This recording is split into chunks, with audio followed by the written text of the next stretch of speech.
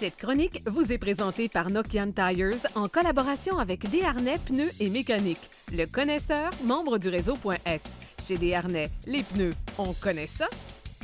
Nous sommes présentement chez Desharnais Pneus Mécanique. Je suis en compagnie de Jean-Guy Roy. Salut Jean-Guy. Salut Daniel. Alors Jean-Guy, on commence nos chroniques de pneus. Oui. Mais là, on va commencer en parlant de véhicules neufs, de magasinage de véhicules neufs avant de s'attarder aux pneus. Oui, absolument, parce que la tendance qu'on a dans l'industrie et que les consommateurs, quand ils magasinent de plus en plus un véhicule, font l'acquisition d'un véhicule, qu'ils l'ont fait à l'automne avec un pneu d'hiver qui est beaucoup plus souple.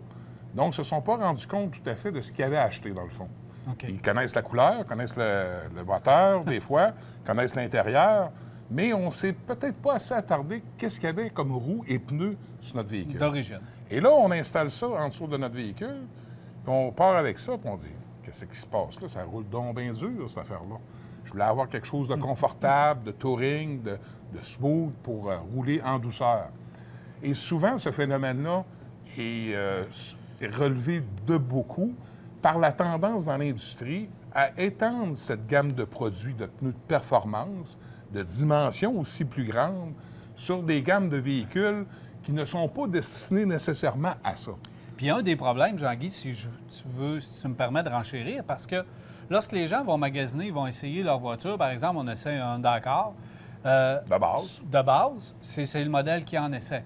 Mais c'est pas le modèle que tu achètes. Exact. Donc, toi, tu suggères vraiment d'essayer le modèle, la version qu'on achète. Parce que si tu vas dans une version un peu plus équipée, un peu plus haut de gamme, tu vas avoir des pneus à profil un peu plus bas parce qu'ils sont plus grands. Exactement ça. OK. Donc, si on s'arrête comme il faut, puis on veut faire un achat bien éclairé puis bien réfléchi, de grâce à essayer un véhicule qu'on veut faire vraiment d'acquisition. Donc, si c'est un EX Sport ou ainsi, bien ça, bien, de prendre ce véhicule-là, puis pas faire juste le tour du garage, aller prendre la route pour voir comment ça se comporte. Est-ce que ça rencontre nos attentes? Parce que souvent, on va prendre un véhicule, même catégorie, on va juste faire changer le diamètre, on va passer de 20 pouces à 17. Et c'est un autre monde complètement. Donc, c'est là la différence. Fait que le contact, on a toujours dit, le seul contact qu'on a avec le chaussée, c'est le C'est pneu. notre pneu. Et là, Jean-Guy, toi, ce que tu es en train de me dire, ce que tu constates, c'est que les gens, trop tard, arrivent et viennent te voir, puis là, ils disent, Jean-Guy, qu'est-ce que je peux faire? Ben là, ça devient Mon véhicule cogne. Ça devient coûteux. Parce Là, il que faut que tu changes les roues et les pneus. Exactement ça. OK.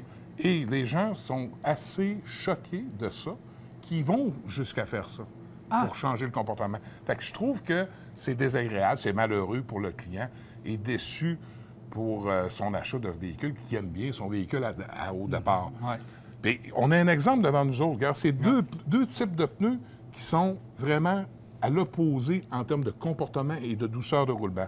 Ici, on a un pneu voiture, qui est un touring performance, asymétrique, puis on a un pneu de performance. On prendrait le même véhicule, deux véhicules identiques, et on chausserait ça sur les deux véhicules, puis on aurait deux véhicules complètement différents en termes de douceur de roulement et de silence, confort.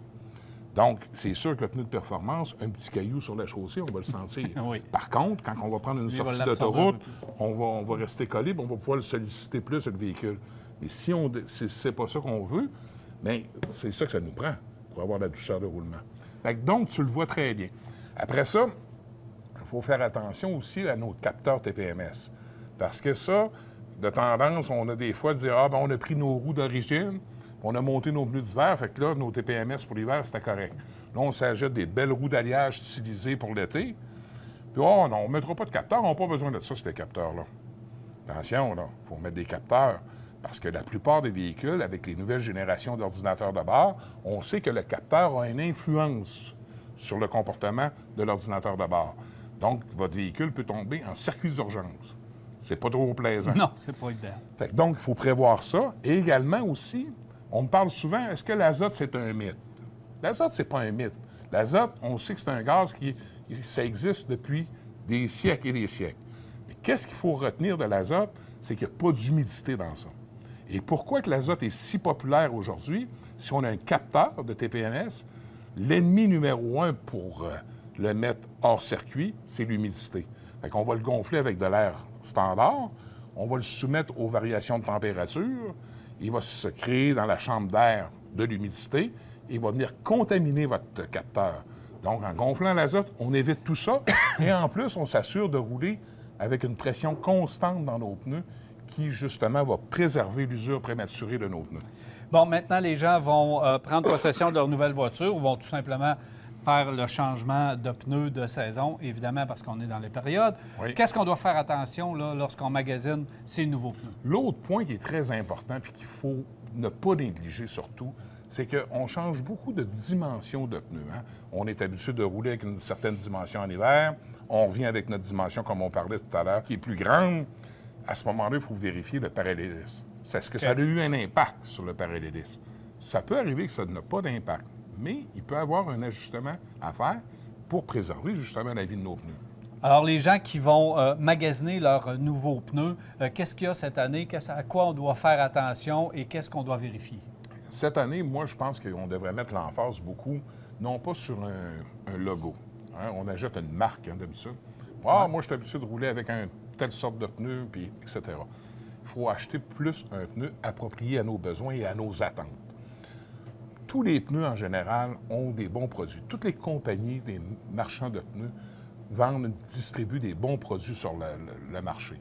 Par contre, l'handicap qui est important, c'est de faire le bon choix approprié à notre type de véhicule, notre type d'utilisation qu'on en fait et qu'est-ce qu'on s'attend d'un pneu. Est-ce qu'on vise la longévité d'un pneu? Est-ce qu'on vise la douceur de roulement? Est-ce qu'on vise l'adhérence? Tu sais, on a une conduite sportive, on sollicite notre véhicule, puis on aime ça quand ça colle. Fait que tous ces types-là de pneus, ça se regroupe dans différents domaines, différentes particularités, puis on est capable de regrouper à ce moment-là des produits. Puis dans chaque niche de marché, on retrouve de bons produits, de produits moyens et de produits à éviter. Pourquoi qu'on dit de produits à éviter aujourd'hui? C'est que la bande de roulement est très importante parce qu'à cause des composés qu'on va mettre dans la bande de roulement, qui va faire en sorte qu'il va y avoir une adhérence sur pavé mouillé ou pavé sec. C'est là la grosse différence. Deuxième des choses, qualité qu'on recherche au niveau de la carcasse du pneu. On sait très bien, puis toi, tu es bien placé pour le savoir, les types de suspensions qu'on rencontre sur les véhicules aujourd'hui. On a développé des suspensions qui sont vraiment une architecture extraordinaire, mais par contre qui donnent un contact sévère au sol, parce qu'on veut que le véhicule soit stable puis bien assis sur la chaussée. Ça amène à avoir une carcasse de pneus beaucoup plus rigide. Donc, il y a certains manufacturiers de pneus qui ne se sont pas tout à fait bien adaptés à ça, et on se rend compte que de plus en plus aujourd'hui, avec des problèmes de carcasse qui se déforment prématurément, dû justement à une mauvaise structure au départ. Alors, Jean-Guy, dans les prochaines semaines, on va vérifier justement quelle compagnie a quelle nouveauté. On va faire le tour de l'industrie, différents manufacturiers. Oui. C'est ce qu'on va voir là, dans les prochaines semaines. Parfait. Merci beaucoup, Jean-Guy. Plaisir.